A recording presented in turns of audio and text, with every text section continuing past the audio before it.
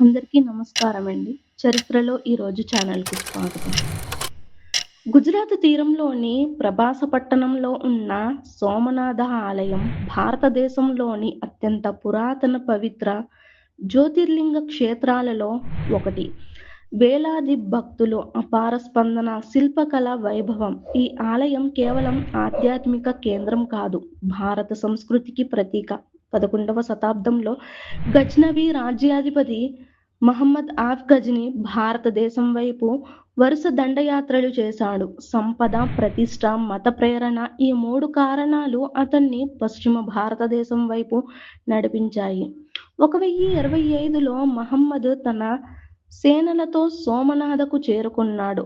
భక్తుల నిరాయుధ ప్రతిఘటన మధ్య ఆలయం దోచబడింది, లింగం ధ్వంసం చేయబడింది, విలువైన సంపద గజ్నీకి తరలించబడింది.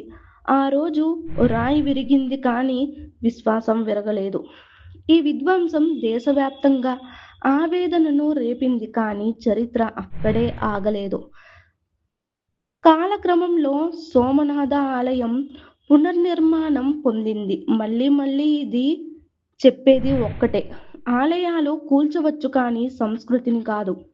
ఈరోజు సోమనాథ ఆలయం గంభీరంగా నిలబడి భారతీయుల ఆత్మవిశ్వాసాన్ని గుర్తు చేస్తోంది. విధ్వంసాల మధ్య కూడా భారత సంస్కృతి తనను తానే తిరిగి నిర్మించుకుంది. మా కంటెంట్ కనుక మీకు నచ్చినట్లయితే లైక్ చేయండి, షేర్ చేయండి, సబ్స్క్రైబ్ చేసుకోండి ఫ్రెండ్స్. కింద కనిపిస్తున్న బెల్ ఐకాన్ను ట్యాప్ చేయండి. Thank you.